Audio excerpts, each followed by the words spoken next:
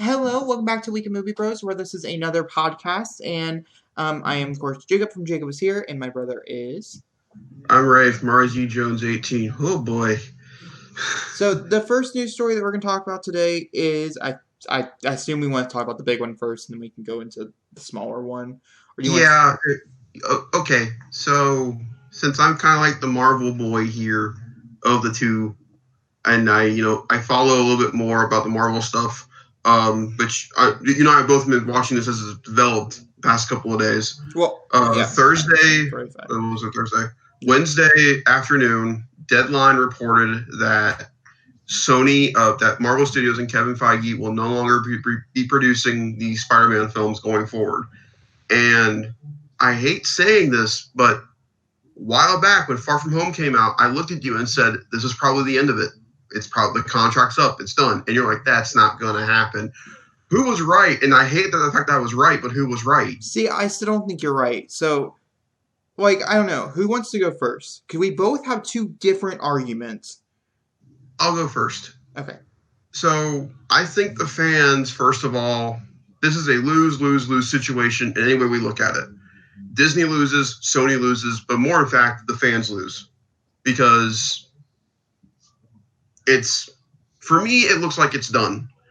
And I have three gathering evidence to prove that it's done. So the first fact is Lord & Miller. Lord & Miller just signed a giant 9-figure deal with Sony. Now, it has everything to do with television.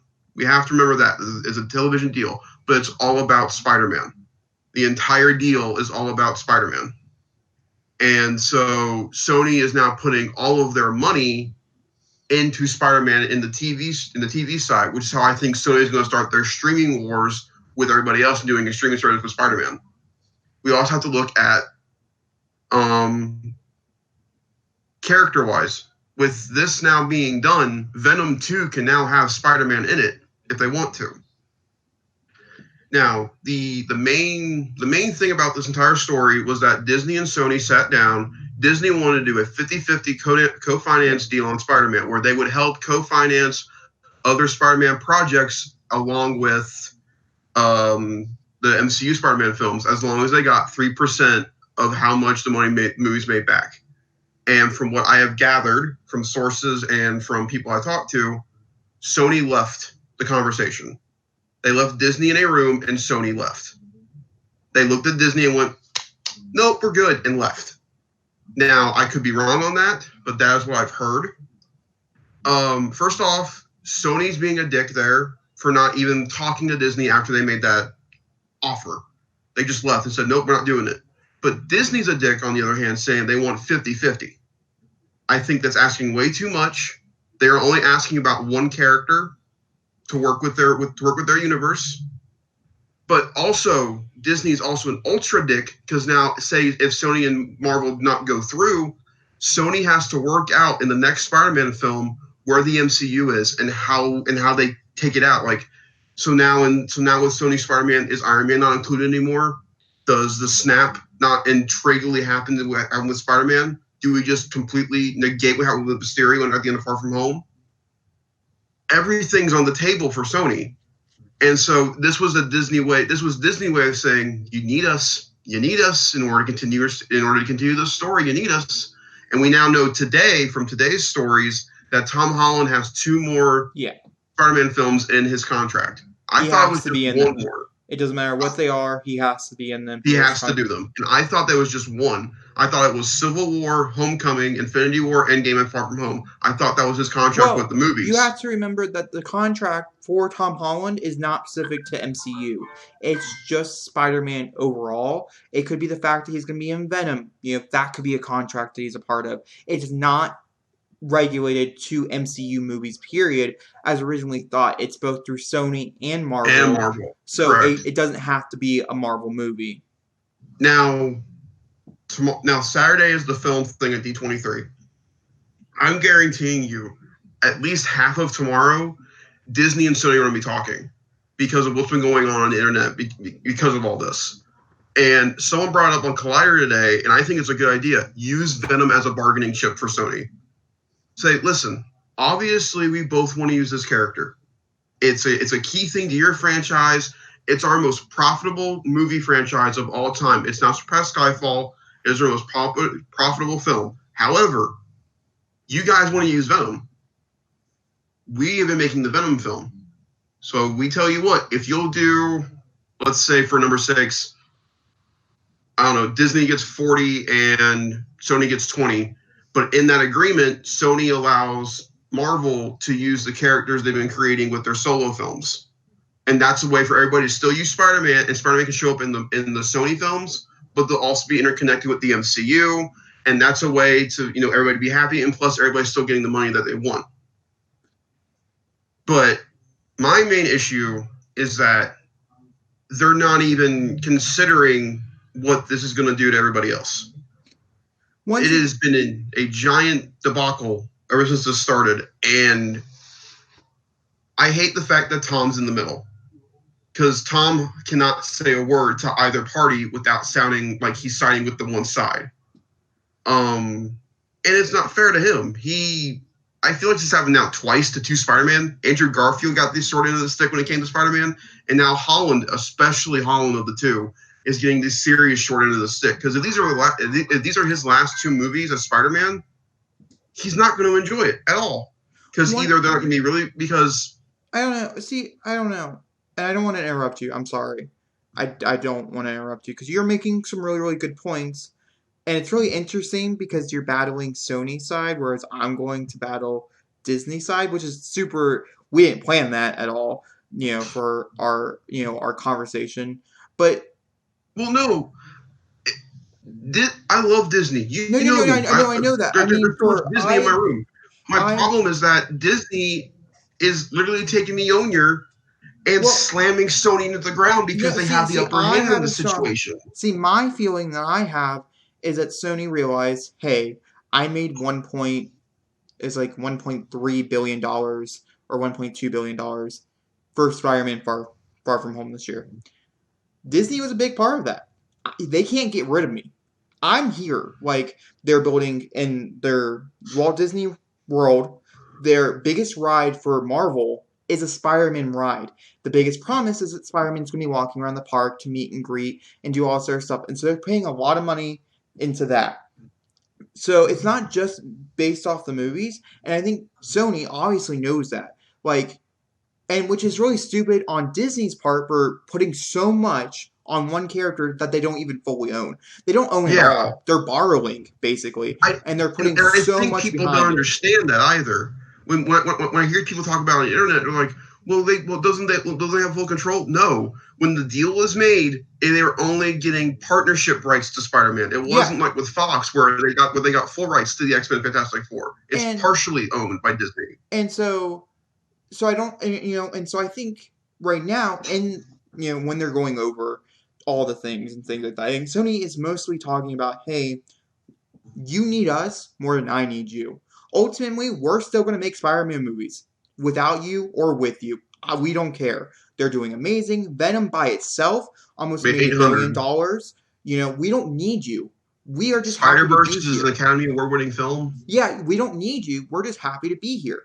You need us. You put a lot of money behind our character, and so just go with our deal. And I have a strong feeling they're going to... I do not feel like this is the end of Spider-Man in the MCU. I do feel like they're going to come to an agreement before D23. It would be amazing before D23. It'd be really stupid to come to it after D23. This is a perfect time to make the announcement. Hey, no, we're coming back. And one of those movies is, that third Spider-Man movie that we totally... In Phase 5. Because when you start thinking about it, it doesn't change one thing about the MCU. There's so many things that Spider-Man Far From Home did that would change. And we couldn't move forward with any of those plot lines. Because, like I brought up, the Iron Man angle, the Happy Hogan angle, I'm more talking about what happens towards the end of the movie. I'm not talking about that. That they can work with in a Sony film. I don't. No. I'm not talking about the first end credit sequence. I'm talking about the end credit sequence. That has nothing to do with Spider-Man. But it does. It does in a way. It does because it's his movie that they introduced it in, and so they still have to. There's too many ties here. There's too much groundwork here that there's too much at stake, I guess. And especially the Iron Man thing. Like the I can Iron Man counter argue your argument for that end credit scene by saying this: the people we're talking about can look at the Avengers and go, "We've been around everywhere. Not to say where we started coming from. We've been everywhere."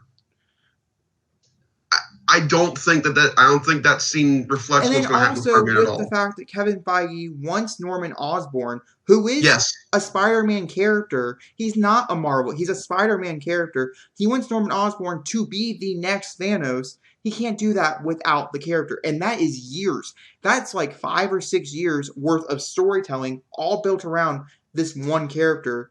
And so ultimately, you know what I mean? And so one of the articles that I read about what they talk about is that Kevin Feige would just not be producing any more Spider-Man film, because there was rumors early on that he was producing Morbius and he was going to produce Venom 2. Well, no, that was the original deal. Was it was going to be it was a co-finance deal. Yeah. Is that people don't realize this on Venom?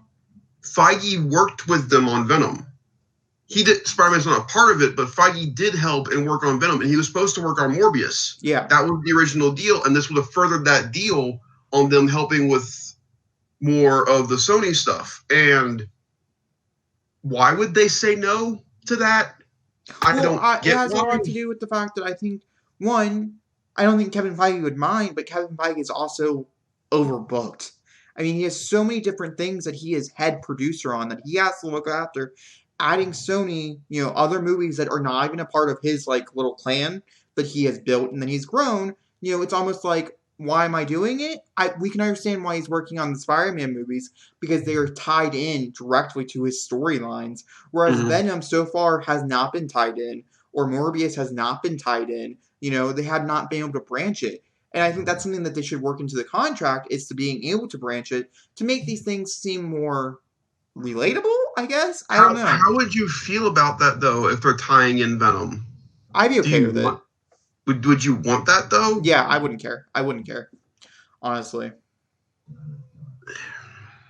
We've had long conversations about this, though. I know. And now with the fact we know that Andy Serkis is coming in on to direct Venom 2, I'm really I want to see where Venom 2 lies now. Because let's say for some odd reason, Sony decides to go, let's make Venom 2 a ridiculous hard R-rated film with crazy banana characters and Carnage killing people, literally killing people. Mm-hmm. Then in that case, Venom 2 has nowhere near going near the MCU. It's not going to happen. Now, the other way we can look at this whole deal with them is the Fox stuff.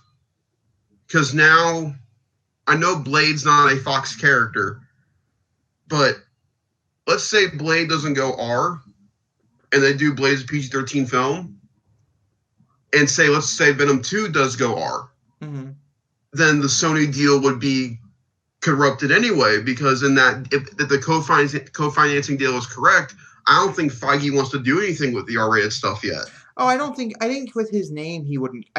Because ultimately, so here, like, I think this is also something that gets really confusing, is because all Spider-Man movies have always had the Marvel logo, either at the end or in front of it, whatever it is, because it's still a Marvel character. It's just not under the It's Marvel proper. Disney. It's not MCU. It's Marvel proper. It's just the same thing with like all the Fox stuff and like Deadpool and all that stuff. They're counted as Marvel movies because they're Marvel characters, but they're not Disney Marvel, which a lot of people do get mixed up and really get confused, especially on the internet. And I think it goes to the same thing, is that I don't think Kevin Feige would care to produce an R-rated film, especially like an R-rated superhero film. And we do know from sources that there is rumors that Spider-Man is his favorite character. It's been his favorite character since he was younger. He was so happy to finally get to work with his favorite character, to bring his character to life the way he wanted to see it. And so I think to help others, I think he would be perfectly fine with rating or not rating.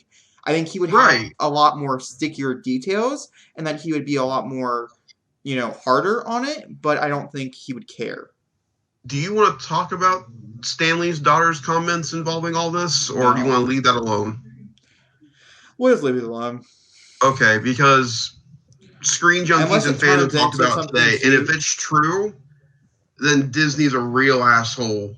Unless it turns into like a lawsuit that happened with the Once Upon a Time in Hollywood stuff, unless it turns into something big, I just think their comments, and deservedly so, who knows if they're true or not, And everybody likes picking at Disney, true or not true. Stan Lee has such an interesting history, especially in the last few years of his life, have gotten very controversial. And most of us, being fans, have backed him up no matter what. And I think it would go back the same ways that we would be like, it's Stan Lee, fuck you, you know? In finishing this conversation, because I don't think there's much left to talk about. No, I think it's just simply this is the starter point. We'll finish the conversation next week if there is any new news. I mean, speaking of yes or no D23 announcement of Spider-Man 3. I would say this is the perfect comeback, because they have to say, hey, they're built. I mean, it would be stupid. It would be different if they weren't already building the theme park. And I mean, the theme park is millions and millions of dollars that they're putting in, and they're building it as we speak. They're building the Spider-Man ride as we speak. So they can't just stop and halt everything. Now, here's my other thing. Yes or no, what if Disney comes out and says Spider-Man is no longer part of it? It's so public now, it wouldn't shock me if they came out at D23 and said we've decided to split ways with Sony and that the Spider-Man films going forward are on them and not us. It wouldn't shock me if it happened. See, I think Disney has too much in line right now at this moment. I think both of them do. I think Sony has a lot more leverage. No. That's where you and I are disagreeing. Disney has the leverage over Sony. See, I don't. Sony has two. Whether you like the other stuff or not, this current year only have two profitable Spider-Man things: Venom and Into the Spider-Verse. I get that. Disney has Civil War, Homecoming, I get that. Endgame, Infinity War, and Home. All 5 films profitable with Spider-Man in it. 2 of them or 3 of them are in the $1 billion club. 4? Civil War? Civil War is in the $1 billion club. Correction. 4 of them are in the $1 billion club. Whether I want Sony to look at Disney and go, but I also want Disney to look at Sony and go, we work better together. This separation is going to affect either party. I don't believe the contract at this very moment. Okay, here's the thing. And I mean, it's so interesting because the conversation before Spider-Man came out was, oh, is Spider-Man going to say if it doesn't make $1 billion? Because right now, every Marvel movie is making $1 billion. If it doesn't, why keep it? You know what I mean? Why have another Ant-Man? Love Ant-Man movies. No diss on Ant-Man. It's just the smallest movies that they make, like box office wise. Why have another Ant-Man, even if it's not like, that low or whatever? You know what I mean? And now that Spider-Man actually made $1 billion, I have a strong feeling that that's the reason why Sony came in and said, hey, we have to retalk this deal because it made $1 billion. I mean, ultimately, there's something needs to be changing here because you're profiting off our character like we never could. And we want more of that profit. And no offense to Sony, but whose fault is that? It's not Disney's fault that the last 2 films that they tried to do but financially did well, critically did not. Which is really interesting because once Spider-Man got moved over to Marvel, the 2 movies after they made with a Spider-Man character, Venom, sure, not critically well done, but fans loved it. Fans rallied behind that, got $869 million worldwide. And freaking Spider-Verse is one of the, according to most fans, debatable, but according to most fans, one of the best Spider-Man movies ever created in existence. It's so funny looking at Sony's Spider-Man stuff where Venom is most financially successful and Into the Spider-Verse is most critically successful. Because people have to remember, Into the Spider-Verse, well, it is a fantastic film and critically deserved everything it got, did not make a lot of money. No, it only made like $300 million, which is horrible for an animated movie. I mean, yes. It's just horrible. It's just what it is. It's just bad. So I think it's just really interesting, because without Spider-Man, they're making amazing Spider-Man movies. Yes. So why do they need them back? Because they want to play with the fresh new toy that just made $1 billion. And they're worried. You still can talk to Disney. The 2 of them need to sit down, talk together, and work this out. Which is what they're doing. Yet they made it public because they knew us as fans would rally behind one or the other. And we would decide for them. That. And because both parties are in fault. It's not one side or the other. Both parties are in fault. It's Sony's fault for walking away, and it's Disney's fault for asking for way too much. It's both sides. But no one cares about that. the fans that are saying "Save Spider-Man" or "Boycott Sony" or whatever random hashtag came out Or in the Jeremy Renner last, making a really ridiculous tweet. huh? Or Jeremy Renner making a really ridiculous tweet. Jeremy Renner made a ridiculous tweet. Yes, he was like, hashtag Sony, give Spider-Man back to Stan Lee. It's his creation. Okay. And I was like, first off, no one took Spider-Man from Stan Lee. But I either appreciate way, his enthusiasm.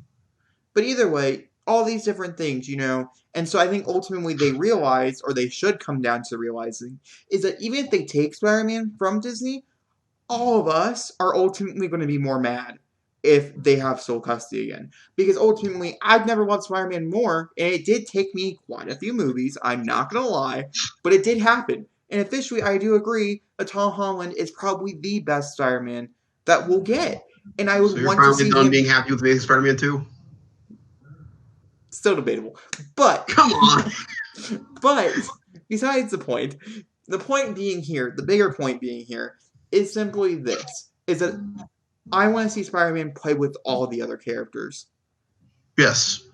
It's just what it is. I want to see him as an Avenger. He finally got to be an Avenger, and now you're telling him no? A lot of people are going to be mad at you, Sony, for this. Someone's made a great meme of that. Do you remember Infinity War when Iron Man does this? That Spider-Man's like, you're officially Avenger now. And someone made it seem like, well, that was a fucking lie. Or, like, how Spider-Man had the best line in Infinity War. All these different things they made iconic. Yes, and you can't just... You can't do it. You just can't. It's just more like, I think they decided to go public with it, which they didn't have to. It was obviously a purposeful leak in leak culture. It was on both sides. It was tactic. By the way, I hate saying this. I think Disney leaked first. Yeah, I would be really curious to see who leaked first. Part of me does feel like, because Disney right now is that type of way.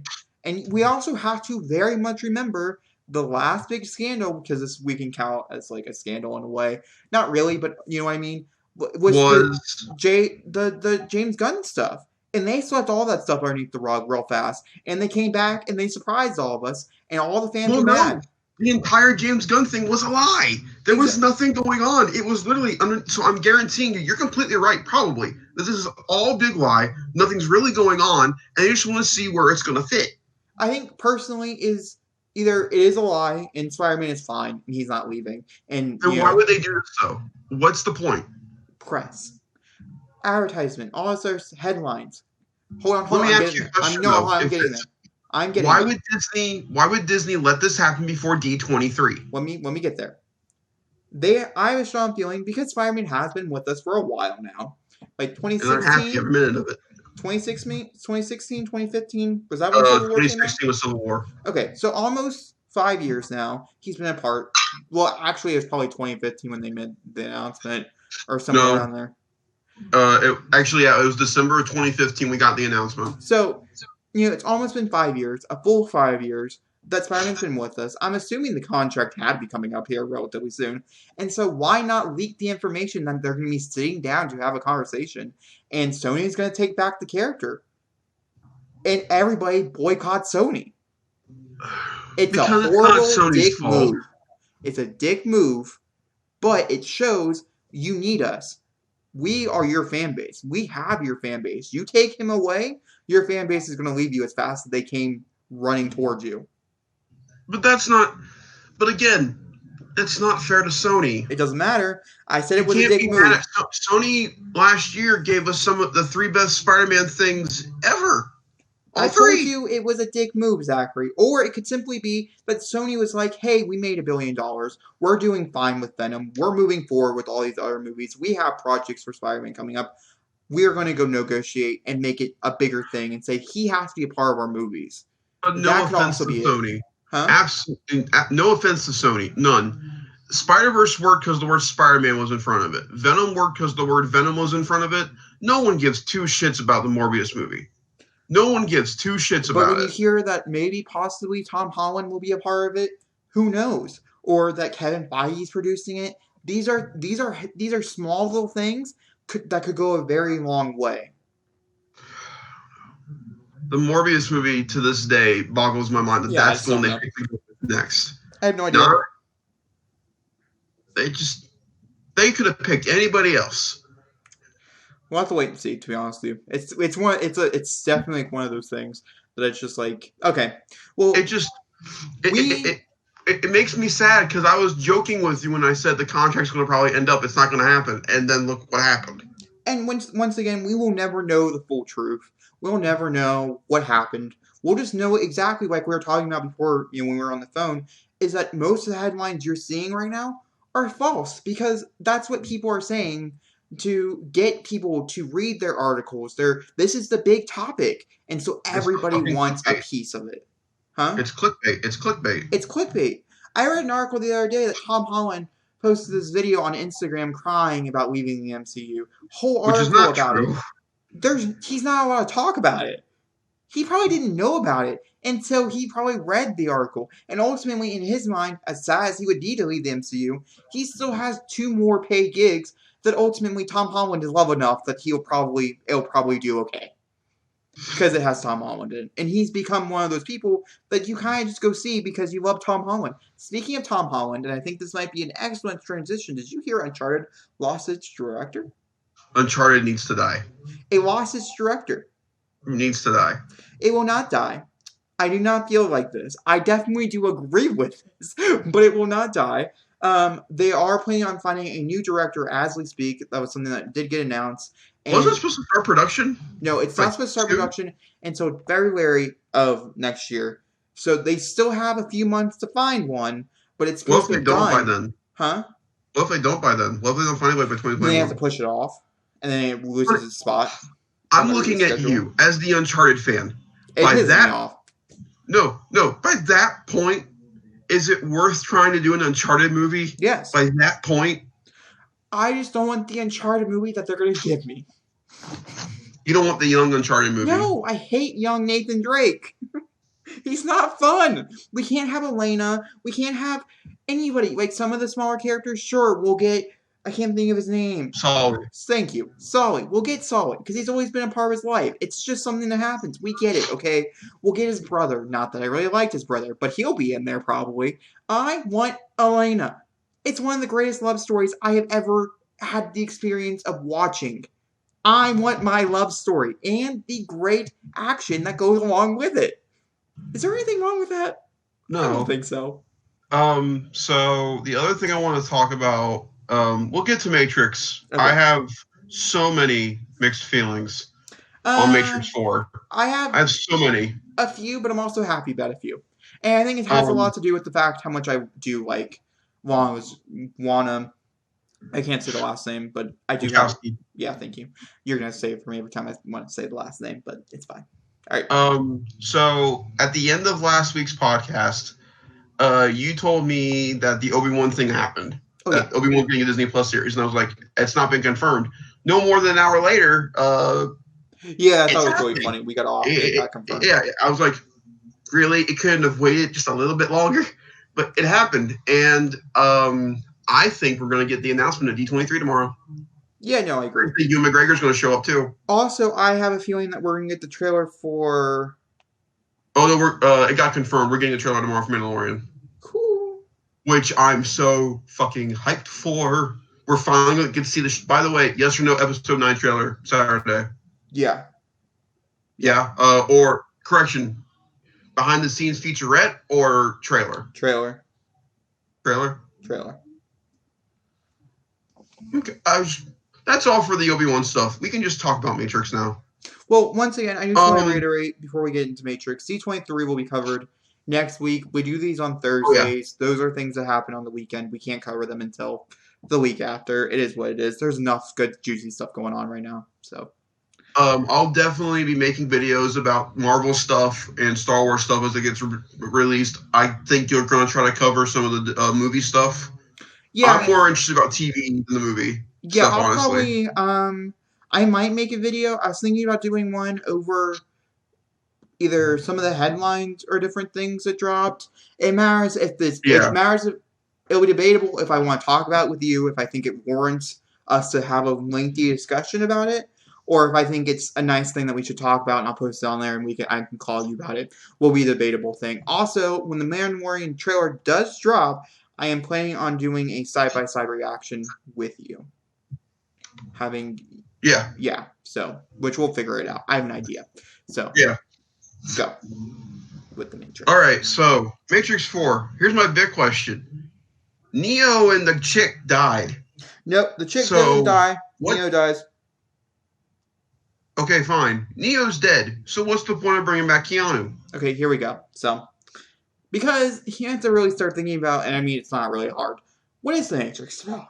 The Matrix is about the gods and Jesus and all this other stuff. I mean, if you start to really, really pick out their different things, and so there's a lot of rumors, in which also, by the way, this got announced at the premiere of John Wick Chapter 3. It was rumored. The director of that was like, hey, I heard a rumor that Matrix 4, expect the announcement in coming months. We're here, coming months later, and the announcement has dropped. But we're pretty sure it's going to be called Resurrection, and it's going to be following under a Jesus storyline, because at the end of Matrix, which is one of the most ambiguous and stupid movies of all time, sorry, anybody who loves it, I don't like you, it's fine. Wait, which one? The third one, it sucks. We can all agree. Okay, I like, don't diss the first movie. What are you doing? I love the first one. The second one has the amazing chase sequence on the highway, so I have respect. But the third one, I really don't have respect for almost any of it. So, and that has the most, like, God imagery in the whole thing. And then the ending, when they finally get to the place where they're all headed, you know, this heaven, like I said, they have always said that he'll come back. And so, like, they have been trying this whole resurrection thing for a while now. So I do believe that's probably where they're going with this. But I'm also not super worried about it, to be honest with you, because I'm happy Carrie-Anne Moss is coming back. If Lauren Fishburne doesn't come back, I'm going to be mad.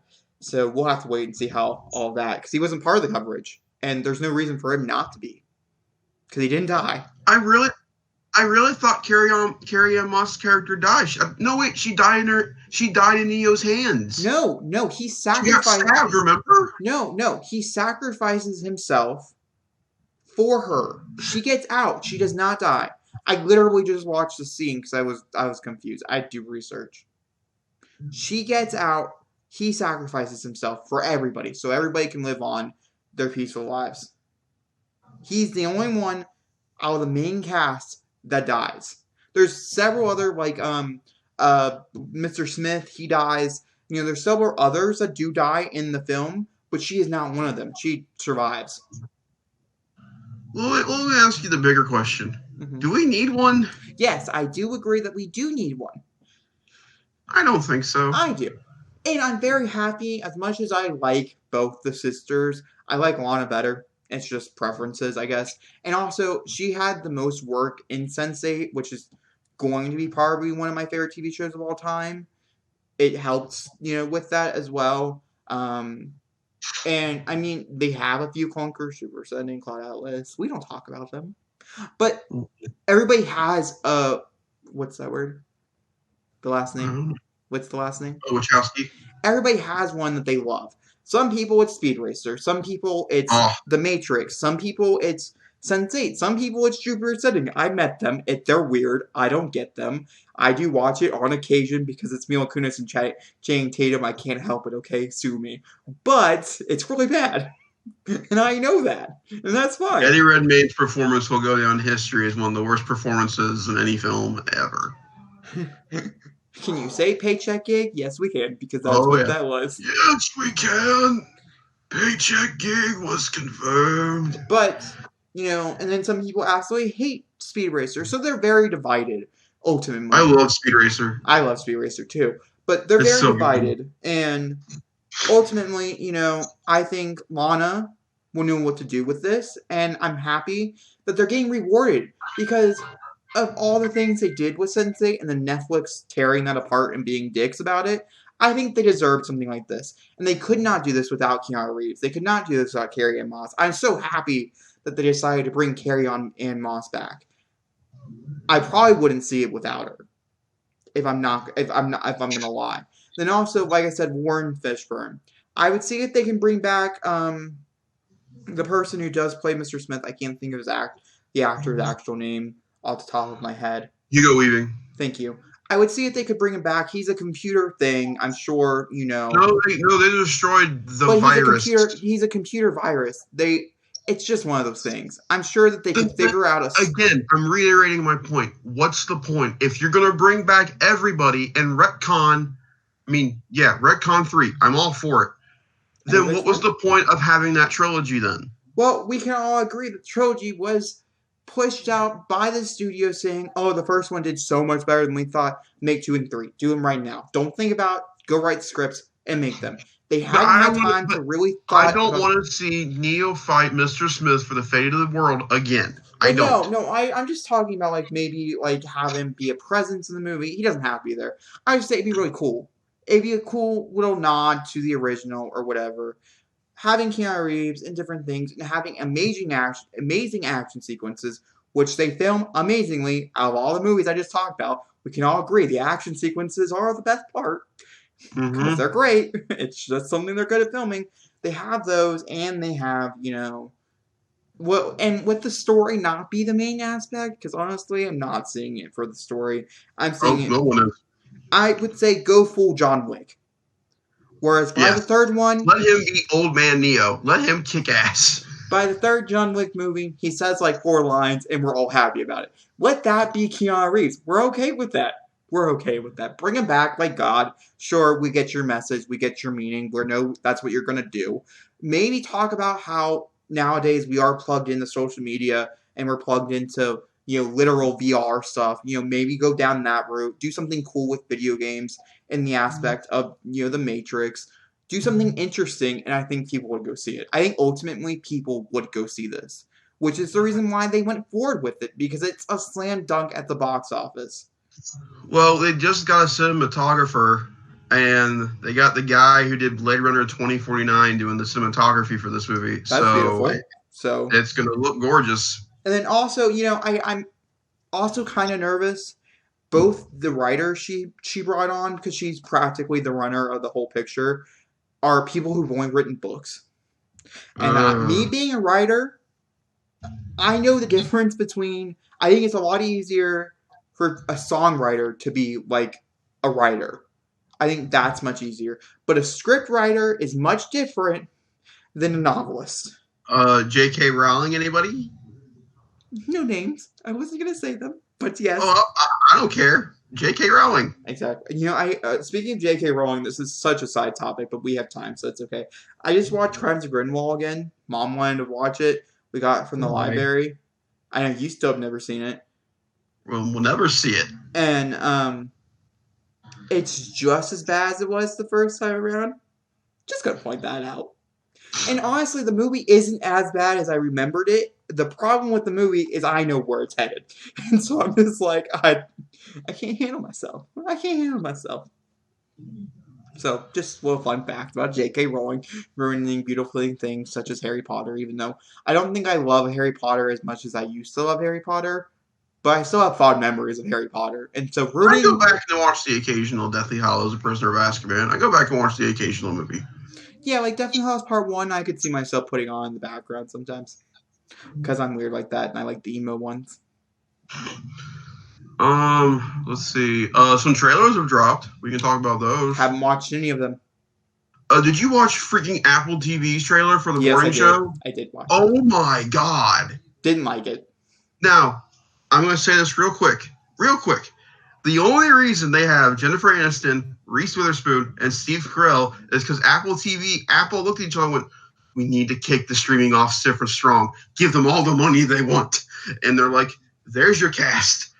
I was impressed. I think it looks really good. However, of the 2 TV show scandal trailers, Bombshell, holy See, crap. I can't talk about Bombshell. I never watched Bombshell. I didn't watch it.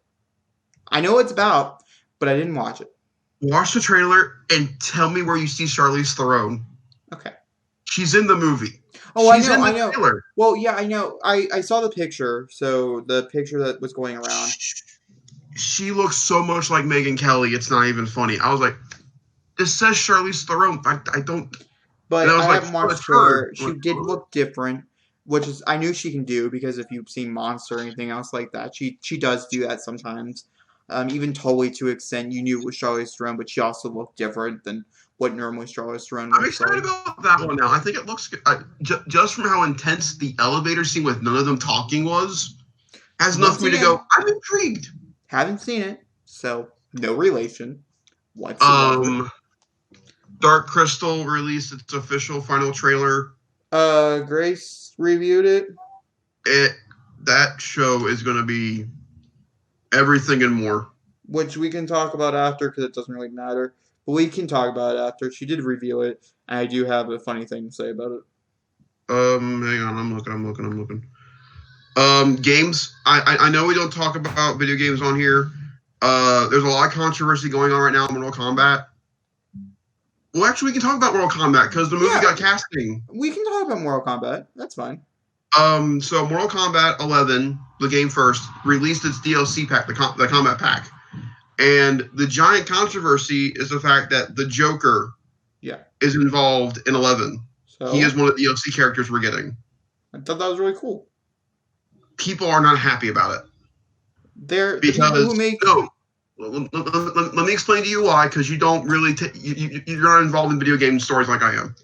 So when it comes to this, so when the Combat Pack was originally going to be revealed, we all thought it was going to be Ash from Evil Dead. Mm-hmm. And that's awesome. A guy with a chainsaw again. It's going to be brutal and exciting. And to see the Terminator rip up Ash would have been really cool. However, I don't want to watch Sub-Zero freeze the Joker up and rip his spine out, and or watch the Joker mutilate somebody in a gory, fantastic fashion. I understand of anybody from DC or superheroes in general, he's the one to pick. It's just weird to me that they could have gone with anybody and they chose the Joker.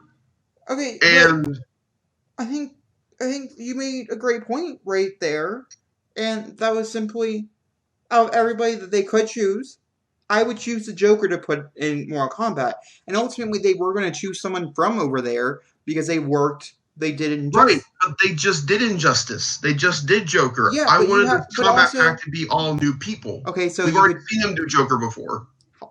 Back up. If we're going to put, they just did that. Wasn't it Sub-Zero that they moved over into Injustice 2 as a DLC pack? Yes, and it was terrible. It doesn't matter. They just did Sub-Zero. I would love to see someone new. That's not new, though. I would love to see someone new. However, the Terminator and fucking Spawn look great.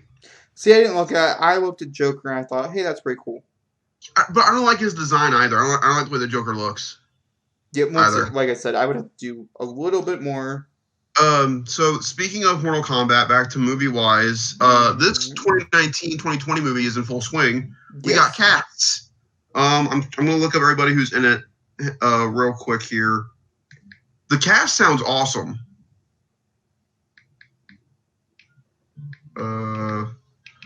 Combat 20. 2020. You may as well look it up. Hang on, I got it. Because I can pull it up in like 1 second. Because I'm on IMDb as we speak. Yeah, please do, because I can't seem to find it. Okay. Well, what have you been watching as we look for this information?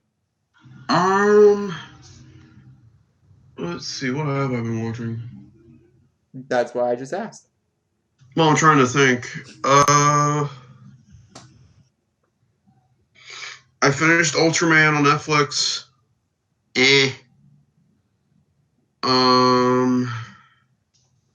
Pretty much it. It's been a hectic week this weekend, and let's see. Last night I played Mario Party for the first time, and it was fun. That's cool. I played Mario Party before, but I played it with like 10 people, so I didn't have as much fun. Me and a couple of friends hung out till midnight last night. We played Mario Party and played Cards Against Humanity. It's a lot of fun. It's cool. What have you been watching? I've been watching The Office. Really? Yeah, I'm on season 3. They got you hooked, huh? So 13. Yeah, Callie came and stayed with us. Oh, really? How was that? A few weekends ago. And that's what she goes to bed to. So I kind of had to watch it, and we started from where I left off, and so I watched like 2 seasons of The Office in like 4 days. So then I've been watching YouTube. I watched After again for like the 9th time. Oh, I just remembered. It's Rooster Teeth's involvement, but I did watch it. So they play Sky Factory, which is a mod in Minecraft, Mm-hmm. and one of the things is that they made a cow from seeds, and they have to make the cow grow. So they did their version of the Lion King. They did the Cow King, and they did the Circle of 2%. It just was really funny. Well, I have the casting for Mortal Kombat. Way to just gather away from one day. Okay. Yep. All right, so Liu Kang is going to be played by Ludi Win, which is super interesting. You know what that is, right? That's Zach from Power Rangers. Oh, yeah, which is, like I said, super interesting. He worked with DC before. He was part of Aquaman. He's also done a few big movies over in China in particular that were really big. One of them being Monster Hunter, which was one of the biggest movies of like 5 years ago. Either way, he was supposed to be a part of Shang-Chi. Yeah. And he lost the role. And I think that movie's going to go down in history as well, being probably a bad choice for Marvel to make. But that's a different conversation for a different day. And apparently so is Mulan, but that's a whole other conversation too. Yeah, I didn't want to bring up controversial. We're already talking about one. I figured we'd leave one per podcast. Mulan. Because, honestly, I don't really understand. I didn't do enough research into Mulan. Neither have I. But I just know it's really bad. But I know a lot about the Shang-Chi stuff because that stuff is more interesting. I find more interesting. I get the political stuff as well. It's interesting to some people. I'm not a political guy, so I'm not going to go read all those news stories. But the Shang-Chi stuff, yeah, I read like 20 of them. And I was like, wow, Marvel, you're not making some good choices here. Anyway, so he's playing Liu Kang, right? Yes, he's playing Liu Kang. Joe Taslim is playing Sub-Zero, which I'm pretty sure he's from the Raid. Yeah, the Raid. That's the skin they just released from Mortal Kombat 11. They just released a free skin of him as Sub-Zero for the game, which is cool. Yeah. He was in Fast and the Furious, Star Trek, but he's most known for the Raid. The Raid is what made him famous.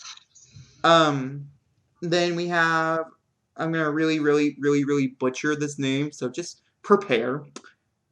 Tadnabal Asano is playing Raiden. He is from 4. He's Hogun from 4. Uh-huh. He's from Battleship. Uh-huh. A lot of other, like, I'm assuming Chinese, maybe Japanese movies. He's from Silence. Didn't watch it. I know you did. Dad or you watch it? I know one of you guys. I watched about half of Silence and then silenced it. Well, I would say the biggest one that he's been a part of that we would know about is he's Hogun in 4. So. And he's playing Raiden. He's playing Raiden. What's his name again? I'm not. No, because it just gets worse. Okay, we're going down. Right. So Jax has also been cast. He's being played by Makad Brooks. At least the first name was the only hard one there. And I know him from True Blood. You would know him from Supergirl. It's James Olsen. Oh, that's awesome. He's kind of skinny for a Jax character. That's exactly what I just thought in my head. Huh? We had the same, the same exact thought. So it's kind of lanky. Yeah, don't really know. Maybe they'll put a lot of CGI on. Maybe they're trying to go more like cyborgy. Don't go cyborgy. So Melina has also been cast. Ooh, and that is played by You got this. Sai Streamer.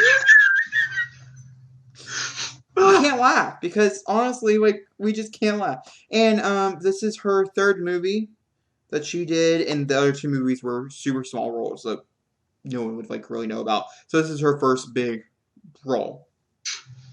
So that's all the casting announcements. It's rated R. It's produced by James Gunn. Written by Greg Russo, which sounds oddly familiar. Don't know why, because he's not written anything except for this and Death Note 2, which did not know they're making a second one of that. Either way. They don't need to, but they are. I know, I agree with that full-heartedly. So, and then we also have Simon McQuoid, which this also seems to be, seems to be his first ever directing as well. They went with brand new town here. Completely. And I love the fact that they are. This sounds awesome. I love the concept of it. I love the fact that it's rated R. I like the fact that when they do fatalities in this movie, yes, that's they're going to do fatalities in this that's movie. also been something else that people have been mentioning is the fact that it is going to be a teeter-totter between rated R and NC-17 because of the fatalities and things. It matters how realistic they go with it will determine on the actual rating of the movie. I have a strong feeling is that we're going to get one fatality in the movie, and then they're going to film others, and those will be a part of an extended cut type of thing for... How bad do you think they're going to get? What do you mean? Like the fatalities, like how far do you think they're going to go? Well, that's what I mean. I would say they're probably going to do a mild one for the movie, for the rated R, because it really does determine, like, violence, as it does not seem to be, it does determine.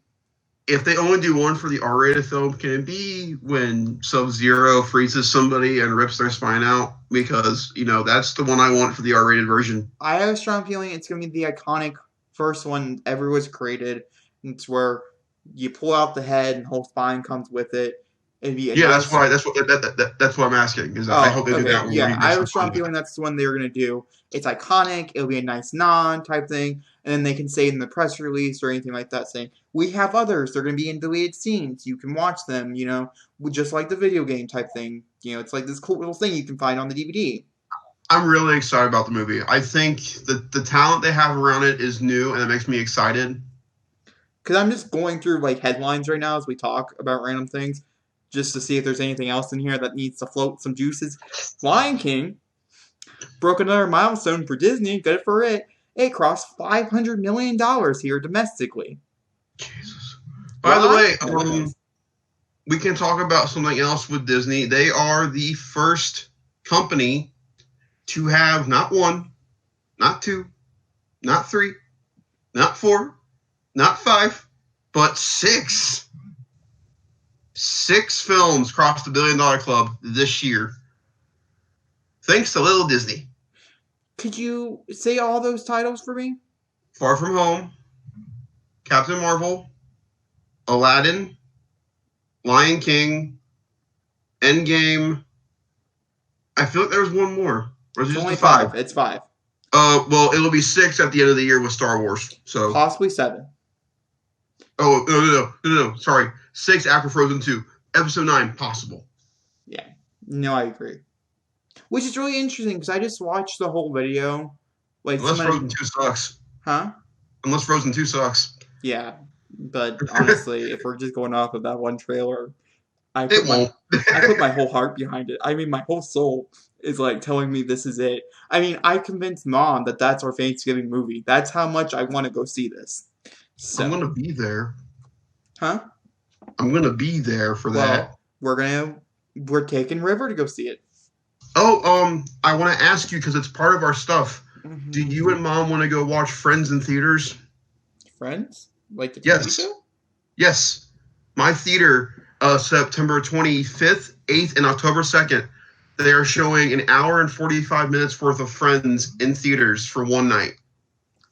You would need to get in touch with Mom for that information. Would you want to do it, though? I would like to go. I'm also supposed to be at your house in October. On October 1st, I'm supposed to be moving into your house for a month. So, yeah, we'll just see when. Yeah, it's a thing. We'll talk about it later. Okay. Joker. So I might be there. Joker. Yeah, that's a big part of the reason. But one other small thing before we jump into approve or disapprove, and which I want to mention here because it's going to look a little weird to you guys. Yes, we're wearing different outfits. Yes, the camera angle might be different. It's used footage, okay? We talked about really good things there. I had a lot of fun, with Approve or Disapprove. I don't want to do it again. I don't think Zachary wants to do it again. So we're just going to use old footage, okay? This week was hard. All right, that's my little rant. Back to other news. It Chapter 2's reviews on Twitter finally came out, and with it just saying it was mixed was enough. It was mixed. Does it ruin my hope for the movie? No. Does it make me wonder why, if it was already really long, and you feel the length of the movie, why it added 3 minutes and 48 seconds? Yes.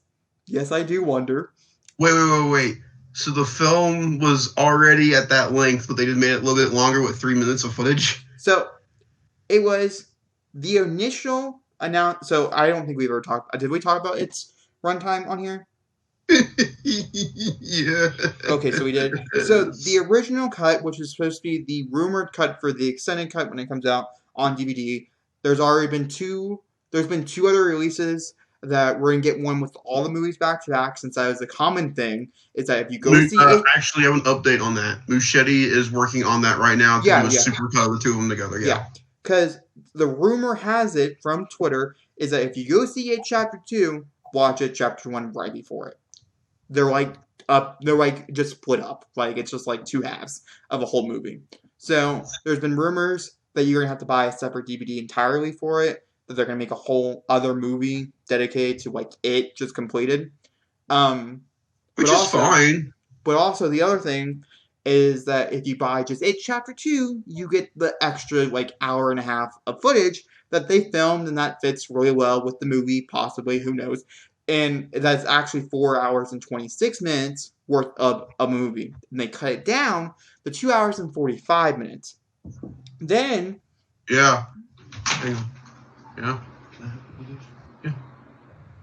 Then, because Avengers made $1 billion, this is somewhat of a square dunk in theaters, because the first one did so well. They decided to give Andy Muschietti a few extra more minutes, and so instead of being 2 hours and 45 minutes, it's 2 hours and 49 and like 30 seconds or something like that. So they added on to the runtime when the runtime was actually officially announced, like last week. Oh, there is something else we can talk about. So the reviews are mixed. They said it's really, really gory. What's the common thing that came out of them? Is everybody? I also heard that the CG was okay. I heard it was actually pretty good. I heard that it was a really fun CGI film, yet it felt disjointed because it's not a full movie. One of the two people I listen to most when it comes to horror are you and Clark Wolf. She's an avid horror person, and she wishes it could have been a trilogy of films, because she feels as though, like you said, it's really disjointed. Some of it doesn't make a lot of sense. But I haven't heard like that it's bad. No. I just heard in all these things. I just heard it was because either really good or okay. The first one was iconic. It's gonna be one of people's greatest horror films of all time. People's. You know what I mean? That it's hard to live up to it. Ultimately, the hype for it was way over the top. I've been saying it looked okay from the first trailer that dropped. We only got 2. And it took me 12 times watching the second trailer for me to be like, yeah, that's pretty good. So, there was problems here. The other things I've heard is that Bill Hader is really good in the movie. And I heard Bill Skarsgård just goes all bananas in this movie. And I heard he's awesome in the movie as Pennywise. Yep. I also have heard that Pennywise is too involved. And that it's... Because with the first movie, because they're children, these could be possible spoilers. I want to mention it. I don't know. I'm just reading off. Hang on. I'm going to do this for them. Spoiler. Okay, go. When I do this again, guys, that means spoilers are done. Yeah. It could be possible.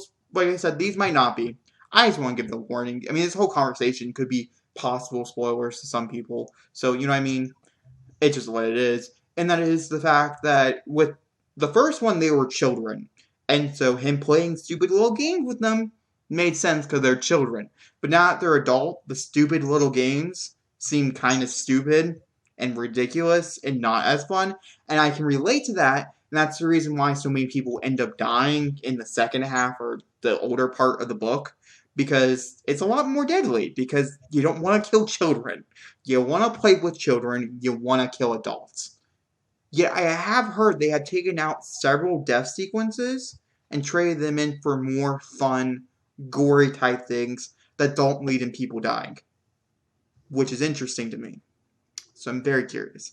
But I do have an announcement to make on this here podcast. I want to make it heard. Go on. Are we done spoilers? Yes, but Do I your am thing. making this heard. Do your thing. Zachary, do your thing. I am making this heard. I want you to hear it. If you're here in town, I will watch It Chapter 1 with you, and I will go with you to see It Chapter 2. Well, I will not be, so it's okay. But you'll be here in October, so we can go see it together. It's a possibility. If it's still in your theater when I come, which... It probably will. Probably will. There'll be 2 clown movies in my theater. That makes me so happy. One of them Not you're excited really. for, if it means anything. Like, you're excited for one of them. I know. There's reasons why. I don't know. I will let you know. It will simply, like, It Chapter 1, I want to see, like, 19 times in theaters. It Chapter 2 could be a totally different discussion, whereas I see it once, and I'm like, yeah, that was disappointing. Don't want to see that again. And I won't put you through it. But if I do want to see it again, I'll put you and Dad through it, and it'll be a fun time. Hey, you said it. We have documentation. I know I did. I'm regretting it, but I did. Me doesn't decide to edit it. Doesn't go up on the internet. Oh, look, no documentation. Haha, can't make me go see it. But no. I want to talk about Marvel releasing Spider-Man again. Did you not know about this? Starting August 28th, there will be a new run on Spider-Man Far From Home with an additional action sequence that makes the film 4 minutes and 13 seconds longer. Well, isn't that really interesting in the speed of all this news? I know. Oh, do you want to hear a fun fact before we jump over to approve or disapprove? Because we do need to jump over there because we are getting an hour and 1 minute. Pretty sure we spent like 20 or 30 minutes on that, so this video is already super long. Is that the day that I posted our review for Far From Home was the day that the news dropped that Spidey was leaving? I hope no one says that we're the problem. So I just want to know, are we the problem? How many views did our video get? I'm curious. We're only at 2. But that's okay. It's a very long video. We don't expect much more. But it's a discussion video talking in full of spoilers for a movie that now might go down as infamously controversial. Okay, well, we're going to jump over to approve or disapprove. We have our outros, not fun stuff over there. So we're just going to say, go have fun. Bye. Okay. But that being said, we play a little game to commemorate the beginning of the month, and that is approve or disapprove, where I go through every title that is coming out, indie releases and all, and we talk about if we want to see it or not. If we really don't know what it is, I skip it, and I'm sorry for people who really like indie movies. But some of these are really weird, and I just didn't want to do the research. And we approve by thumbs up, and disapprove by thumbs down. And I know people understand what that means. I just feel like I had to explain it to people. And then also, because we do get kind of conflicted on if we want to see the movie or not, we do have a middle. You know, but if we really approve something or we really disapprove something, we will talk about it to give our reasoning, because I don't want to just give a blunt disapprove and then, whatever. So, I'm seeing what's in my August list real quick. I want to see if I have anything scheduled for my August movies. You say the first one. I'm seeing if I have anything in August besides the obvious one. So, August 2nd, which was the first weekend of August, a movie that I've been really mixed on came out, as they do. And this was Fast and Furious Presents Hobbs and Shaw, the spin-off to the Fast and Furious franchise. Is it, Emma? Yeah. Okay. So, my question to you, Zachary, do I show you what I do now, or do I do what I would have done before I saw the movie? If we are talking about this in the... Both. So, one hand, my actual... Yeah, one hand's before, one hand's after. Okay. Okay. Need to guess. Well, first off, wait, no, I haven't seen it yet. Okay. I'm still giving it approval. I want to see it. Getting mine out of the way. 3, 2, 1. So that was you going into it, and you loved it, huh? So, why did you mention that I am planning on probably making a video dedicated to it because it's Fast and Furious and I love Fast and Furious.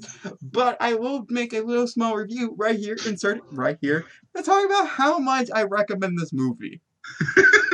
Because it's too much. It's a little too much how much I recommend this movie. Hobbs and Shaw was one of the funnest films I've seen this whole entire year. Me and Mom died, which is who I saw it with. I see all my Fast and Furious movies with my mother. Yeah, this is the ghost of my brother. They die in the theater, apparently. I'm not even joking with you whatsoever. I haven't laughed this hard at a movie in a long time.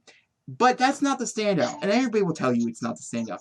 The action sequences, Zachary. And I literally, truly mean this. Even with the third act battle sequence of a very special movie to both of us, I still believe that these action sequences are more well directed than those. Than that one big, long battle sequence.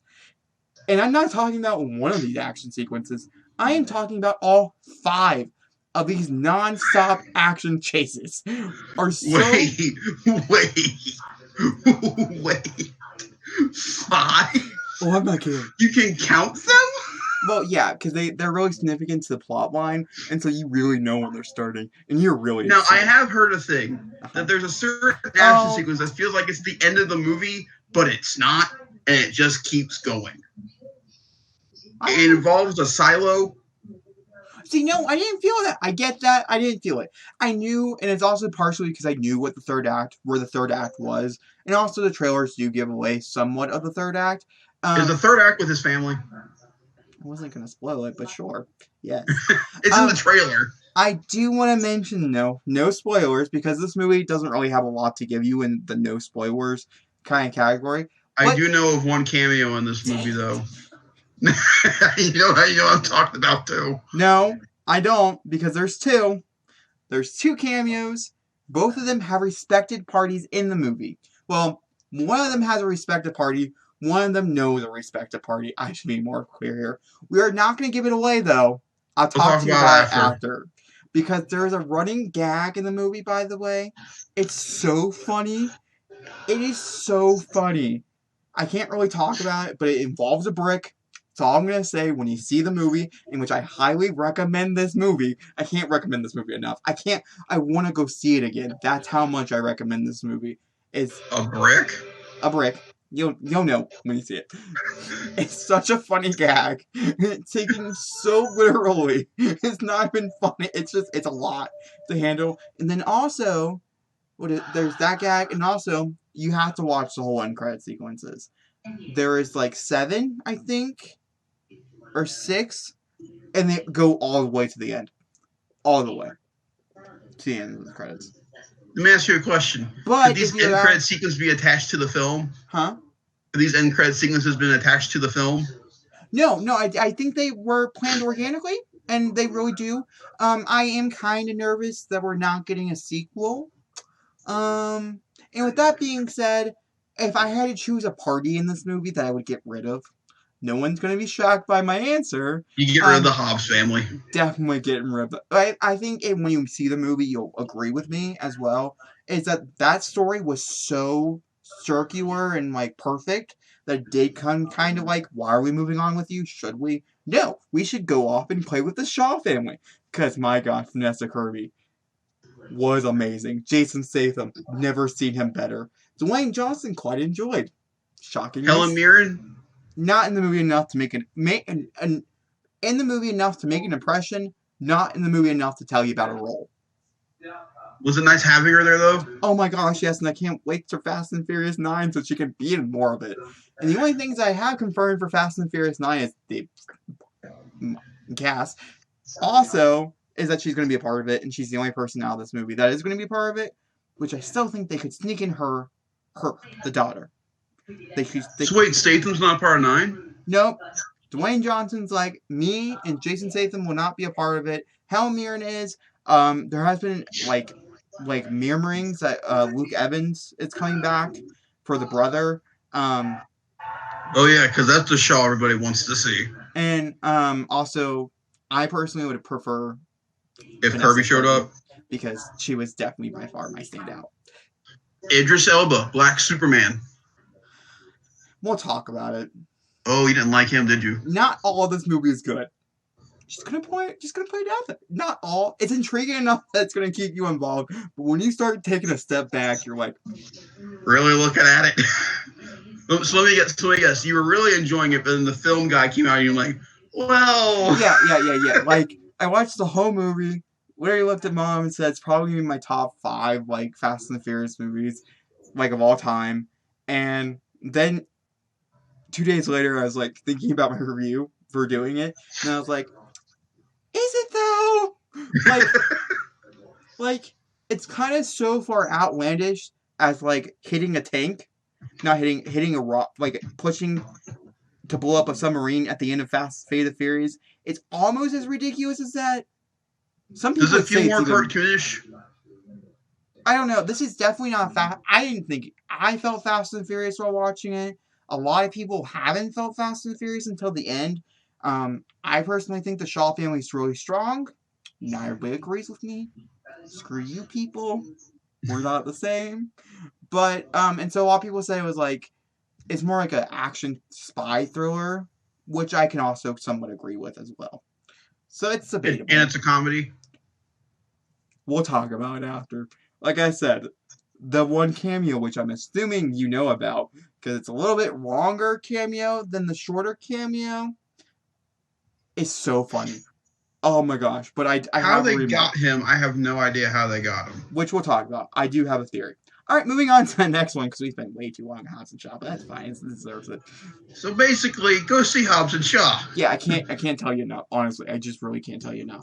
Well, then, Jacob, you might just pick my movie with my free movie ticket, then. I honestly, and I mean, we're going to talk about a few others, like a few that came out this weekend, in particular, that I think would be really good in theaters. I think you would have an excellent time going and seeing, like you in particular, from what I've heard and things like that. I still recommend Hobbs. I think, like, if you're going for, like, a good, like, popcorn action flick, this is everything you've ever wanted. And, like, so much more.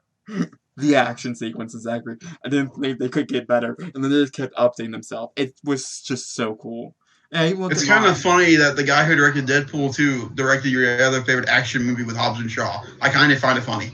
Well, I looked at Mom, and Mom's like, yeah, they're pretty good. I'm enjoying myself. And I was like, Mom, these action sequences, are your mind blown? Is it just me? Is my mind just blown?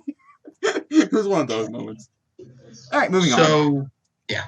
So the next 3 movies are indie films. 2 of them I've heard of, so I'm going to mention them here. You might not have. So the first one's The Nightingale. Have you heard of that? All right. The only thing I really know about this is that it's a revenge thriller set in 1825. Yep. And it stars Sam Claflin, which is the reason why I even looked at it to begin with. It's supposed to be somewhat, it's like a revenge thriller type thing, and it looks really good. So I'm going to give it an approve. You don't really have an opinion. Same thing. Yeah, just, I'm looking for one that we can talk. Okay, so that was the only one that we can really talk about for the first weekend. The Bruce Springsteen movie's coming out. Well, we're not there yet. We're not there. So last weekend, August 9th, because Hobbs and Shaw came out 2 weekends ago. Last weekend, on August 9th, Scary Stories to Tell in the Dark came out. And it's doing well. So let's see what you say, Zachary. Do you approve or do you disapprove of this? It's a horror film. Well, very interesting, because I'm going to go with before I saw reviews. We'll go with before, which is a disapprove. I was disapproving this film hardcore. I think this might be one of those films where I misjudged, like, too soon. You're approving it now, aren't you? Because I think I'm in the approved category. I think it was a total, like, 180. Where I was like, no, I don't want to see this at all. It looks horrible. The reviews come out and say it's the best scary story of, like, all time. Under several genres of horror film. And that is so gross and so horrifying for a PG-13, like, family fare, that I'm like, I kind of really badly want to see this now. So, I'm very interested. But it will be something I pick up, like, during, like, Halloween or something. It's not something I'm going to go racing to go see in theaters. It's definitely something I'm going to go pick up like when it comes to streaming or something like that, I'll be like, okay, I remember that. We need to check that out, kind of thing. Yeah. So the next one also we know about, and that is The Kitchen, which I totally approve this. Even with the 10%, the 15% on Rotten Tomatoes, I still approve this. And the reason why I do believe it does have a 15% is because I think Grace probably put it the best way, is that it's like a Rob De Niro gangster film, but with women, and so people don't want to see that. Fair. Because the things they do in this movie are gangster. Like, they kill people, and it's really graphic, and they do all these horrible things, and it's a woman doing it, and Melissa McCarthy, and Tiffany Haddish, and Elis Moss, who are kind of all polarizing in every angle of, like, critics. We're the ha-ha, he people. So, I think there was just a lot going against it, but I'm super excited to stream it later on and be, like, checking it out. I think it's going to be definitely worth it. So the next one, also kind of interested in, sadly, and that is Dora and the Lost City of Gold. Do we approve or we disapprove? So I'm in a meh category with Dora. Why do you disapprove? Curious. I've heard it's not bad. Yeah, that's why I'm curious of why you disapprove. It just, The trailers. it's not for me. I get that. I feel like if I went and spent money on that movie, I feel like I would go, it was okay, but I feel like I could have spent money on a movie that I think would be more suited for me. Mm-hmm. You know, props to everybody who made the movie. You know, when we first heard about this film being produced by Michael Bay, everybody was freaking out because what were they going to do with Dora with Michael Bay? And apparently they went the opposite direction of what we thought. Yeah, So, it was really kid friendly and really sweet and really funny and like kudos to them. Made for children, which is exactly what Dora is, and so like, duh. But I do know that the animals do talk. They just save it. So when we thought Boots doesn't talk in this movie, Boots talks. I don't know. I still don't think, because the budget, I'm assuming, isn't super big. I don't really feel like looking it up, but I don't think the budget's like the humongous. No, it's not. So Boots still looks like a horror film to me. He looks terrible, but he talks. And you know who voices said Boots? No, I don't. Patton Oswalt. Oh, Which is nice. interesting. Well, moving on. I did find out all of the animals are in the movie. Yeah. Swiper's in the poster. No. Not just Swiper and Boots. I mean all of them. Wait. The cow, the iguana, the purple. I always thought you were talking about Map. No, I mean all of the talking animals from the cartoon. I don't even know if Map is in the movie. Yes, they are, and they both talk. Interesting. Kind of makes me want to watch it more. I will not lie to you. On an acid trip with a little bit of alcohol. Probably a good movie. So the next one, you're going to judge me. It's fine. So, it's fine. I like being judged. The Art of the Racing in the Rain. Wait, what? The Art of Racing in the Rain. Oh, the one with Amanda Seyfried, and it's about the dog. I approve. I think it looks really good. But you're going to judge me why I approve. Because Amanda Seyfried. Well, yes. But also, not just Amanda Seyfried. I mean, go support Amanda Seyfried, guys. But can't really recommend the movie since I really haven't seen it, and don't really want to say go see a movie that could suck. So why are you recommending it? Her hair.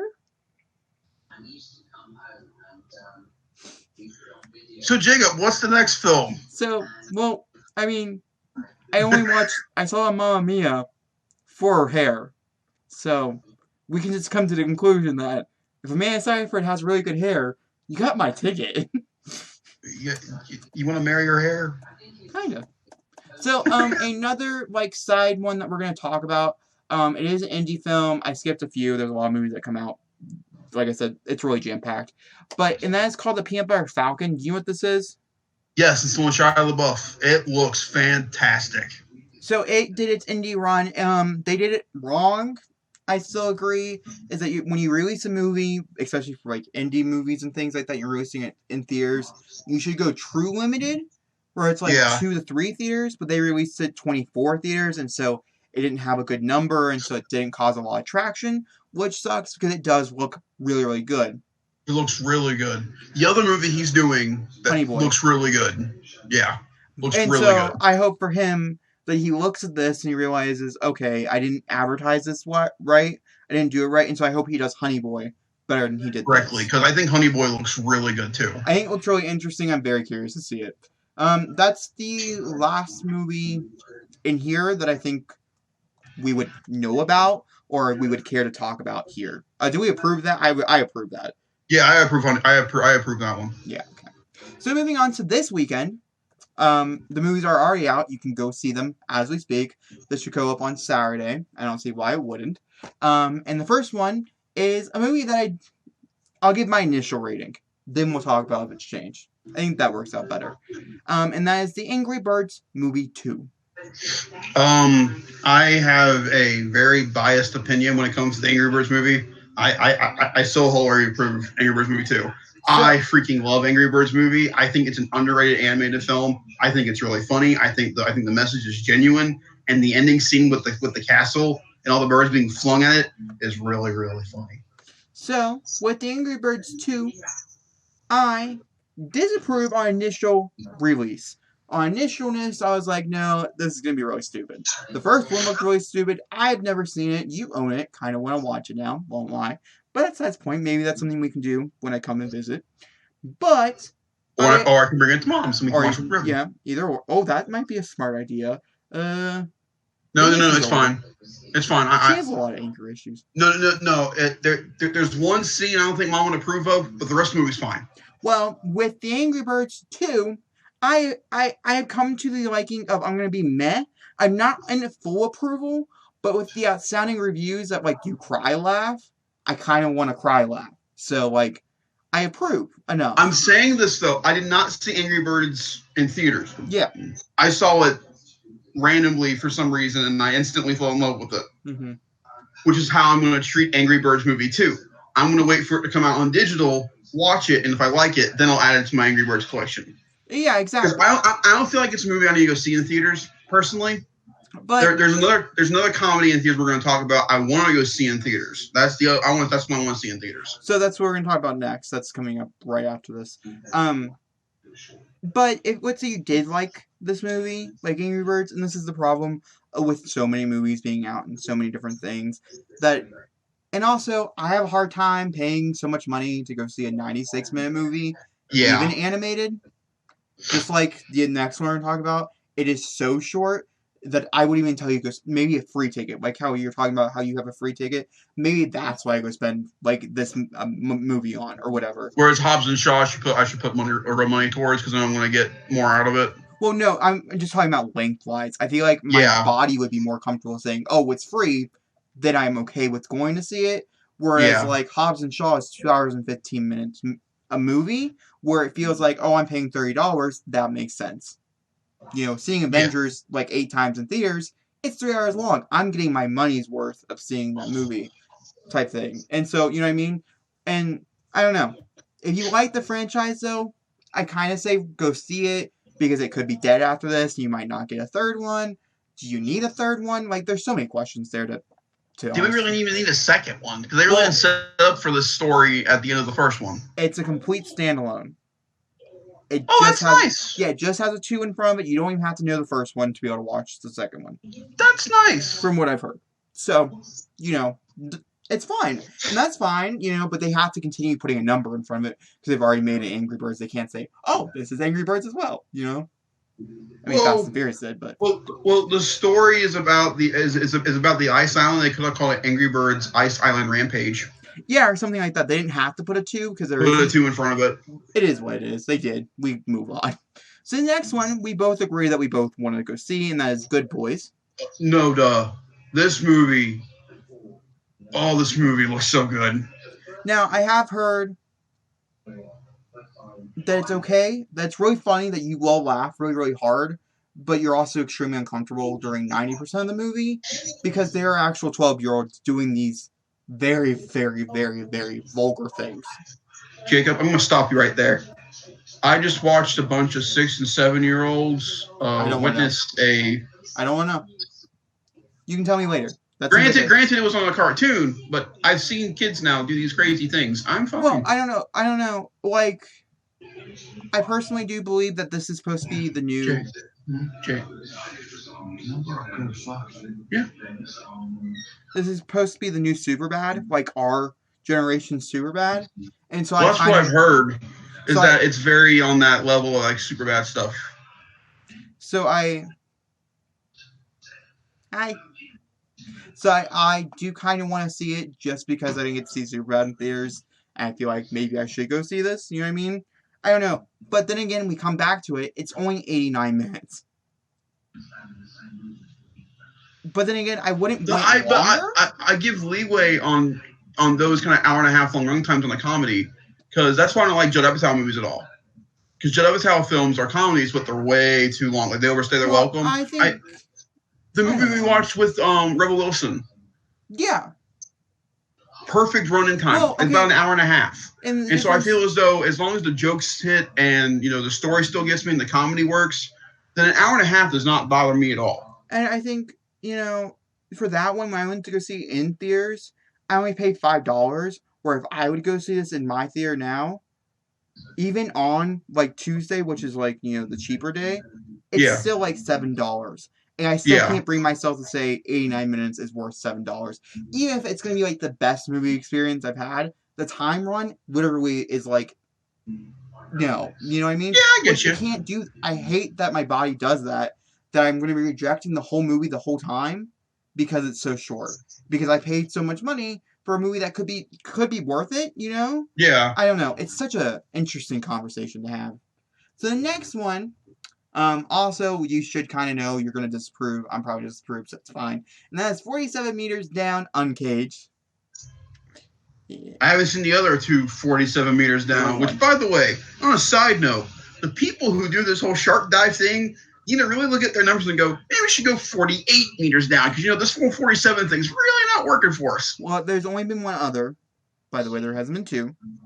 Oh. Yeah, there's only been one other. Was very good. Highly recommend that shark movie. It's on Netflix, I'm pretty sure. So go check it out if you want a good shark movie. But this one looks really, really bad, and also it doesn't deserve a sequel. It looks stupid. It only got a sequel. It doesn't look scary. It looks stupid. It only got a sequel because it made a lot of money. So. And they completely threw away, like, their two leads, and they have, like, these four, you know, typical shark movie girls. And they're stuck in the water with these sharks, so they're constantly... It's a guy movie, basically. If you want to go watch four girls get attacked by a shark, go for it. It looks stupid, has no meaning, makes no sense. Have fun. Next weekend, on the 23rd of August, crazy to think that's coming up, but it is, we have Angel Has Fallen. Skipping. The third movie in a franchise that didn't need 3 movies. No, it did not. I think it's the only way. And the fact that they keep getting Morgan Freeman to come back and play the president, I think it's boggles my mind. Understatement of the year. He has to die in this one, right? He has to. And also, by the way, it's a rated R 2-hour movie. It is 2 hours. Well, good on it, but Olympus Has Fallen, really good movie. That's interesting. London Has Fallen, pretty shitty movie. It was okay. Olympus was so much better, but Paris was it rated PG-13 too? No, they've all been rated R. They've all been rated R? Yeah. I get what they're going for. They're going for that 80s, you know, hardcore action film thing. And all respect to Gerard Butler. I'm glad he found a franchise that works for him. It's just... He's going to save the president all over again? Okay. I don't know. Great. I don't know. I'm very curious to see if he gets a fourth one. And what are they going to call Angel something now? They're going to call it Gerard Has Fallen. So he broke a hip. So the next one you might not know about, but it's really, really high in the horror genre, so I do want to mention it here, even if you don't know what I'm talking about, which is fine. And that is Ready or Not. Yes, I know. Okay, you do know. It's a hide-and-seek movie. Hide-and-seek movie, yeah. Yeah, it's a hide. The concept of it looks awesome. Okay, so... Oh, we didn't talk about it. How did we not talk about it? We should totally have talked about it. It would have brought up so many conversations. But it would have been worth the conversation. And ironically, they're kind of connected in a way. Okay. Love you. They're kind of connected in a way because they're all about playing a game where they murder someone. So I'm gonna kind of loop it in, but also we'll talk about it. Do we approve this? I approve it. I think it looks really good. I think it's in the category of like sub thriller, like it won't be like scary, but it'll be like a thrill ride. Mm-hmm. So I approve. If I see it digitally or something like that, I will definitely watch it. I love the concept of it. I think it's really cool that this family's that bizarre and crazy that they determine these people's wives or husbands by playing a game of tag, hide and seek, and or peekaboo, and at the end of it all, someone has to die. I find it very, very cool. Yeah, I like the concept. And the trailers are really good for it, too. The trailers for it are really good. Which is ironic, because before we get into the other movie, which I'm sure you've heard about, well, I'll say the title and you tell me if you have or not. This one is 95 minutes, but for some weird reason, my body is not, like, repulsive going and seeing in theaters. Well, that's a horror runtime, though. But that's a horror/thriller runtime. So, a comedy is I don't know. What's my body's opinion on this? That's my question. So, you're so accustomed to seeing these really short, sweet, to the point horror films, whereas by this point, we've seen comedies that have either high concepts or they're like it's not just a comedy. There's drama a part of it. Yeah. And so you expect to have like a through-line story. Whereas I guarantee you, Good Boys, Angry Birds 2. Are all just going to be like slapstick. They're all going to be like they're going to be slapstick comedy, like Good Boys. There's going to be a story through it, but it's just a bunch of jokes. Whereas like with you like the Judd Apatow films, like This Is 40 or that kind of stuff, where like there's a story within the comedy. I think if we're going to knock it down to minutes, which is where my brain is going, obviously, and not so much of concept reasons, is I think a comedy for me at least needs to be 100 minutes for me to even think about warning a theater going and visiting. Whereas a horror film, I think anywhere between 80 and 100, I think my body's fine with. I think 100 in my head's even too long. I think it's warrant too long. Whereas 80, it seems to be just fine. Like an hour and 20 minutes, I'm okay with that. I was gonna go see one. It was only like 4 minutes longer than that. This is 95. I think that would be a perfect runtime for this. So I don't know. Yeah. Whereas I think Good Boys is a perfect 89-minute runtime, but in my brain I'm like, you still have 20 more minutes. Come on. You couldn't have shoved a little bit more jokes in there, especially since I have heard the week ending is really weak, but maybe you could have padded it on, and maybe I'd been okay with that. So I don't know. It's an interesting concept like we talked about. But either way, The Hunt. Have you heard about The Hunt? The movie that got canceled? Yeah. See how weird they're kind of related, but they're also not. The Hunt was supposed to be a more satirical comedy. Yes. That's why I said it would brought up a very. Which, by the way, I'm very proud of the studio realizing what's going on and pulling the film. However, I do hope it sees a lot of day, though, because I think it looked really funny and really good from what we saw from the trailers. I just feel as though right now it's not the appropriate time to put it out. That's just me. I don't know. I get it. Even if you don't, like, I mean, honestly, even if you are, like, the Universal, is that who's putting it out? Universal. Even if they don't feel comfortable, like, putting it out, when they made such a bold choice of canceling it, I think sell it to, like, Netflix or something and have them release it. You don't have to release it. It looked good enough that I would watch it, and that I'm curious.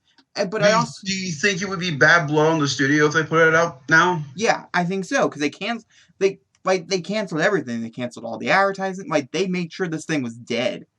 So, well, the good thing about the whole cancellation, though, is that the filmmakers and the director were behind them doing it. It wasn't just Universal saying, we're not putting out your film because of this reason. But everybody was behind it. The problem, I think, they got really lucky with this. Not that any bad things that happened in the world, which we're not going to talk about because that's not what we talk about here. Sometimes I think it warrants it. None of that stuff is lucky. I think the movie itself for being canceled got lucky because the actual reason why it got canceled had nothing to do with the headlines that were around it. No. Had simply to do with political reasons. It had nothing to do with the horrible things that are happening in our world right now. And I think that's the reason why it should have got canceled. But then again, if you really start thinking about it, then does that mean every movie that has a gun in it should get canceled? It brings up we will have this conversation. I think this is more a me and you conversation to have. Yeah.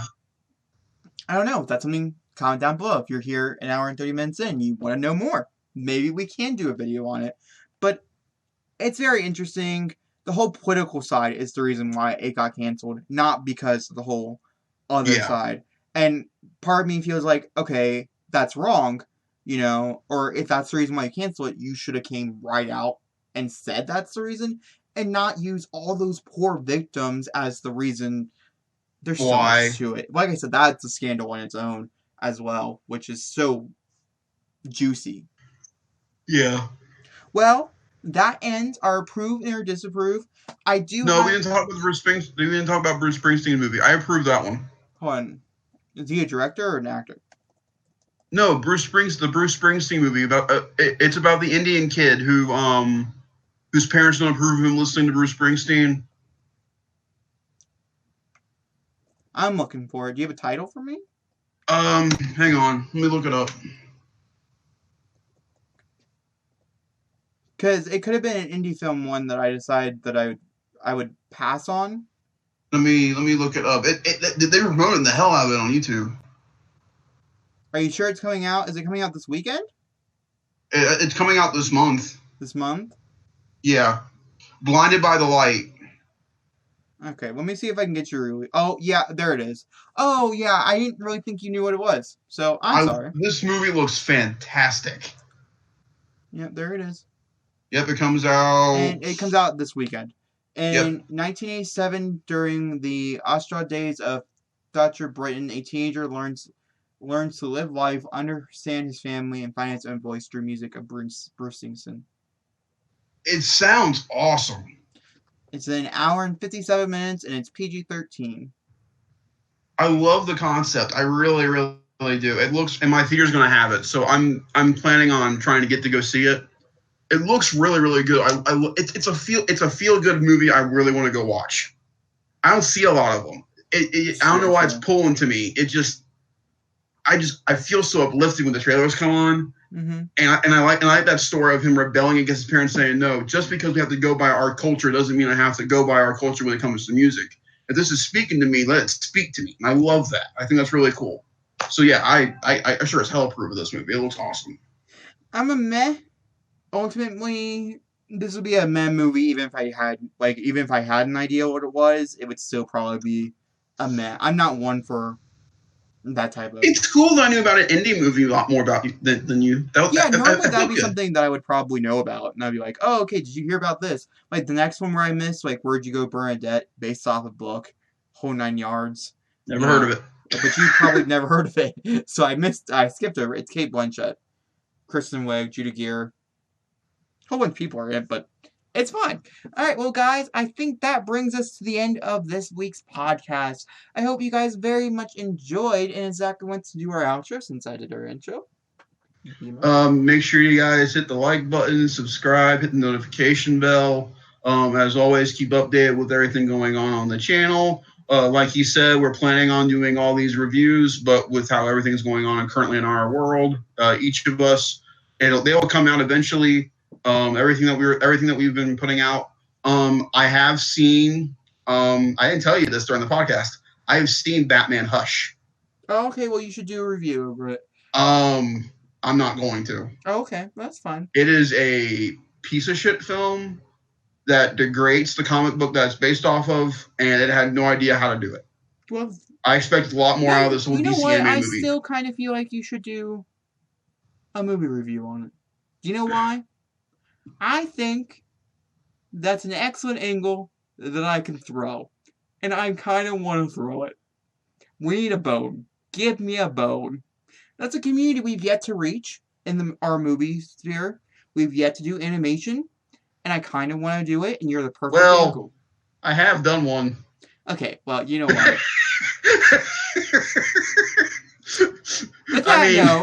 That's not entirely true. With that note, we are going to end it here. Say bye.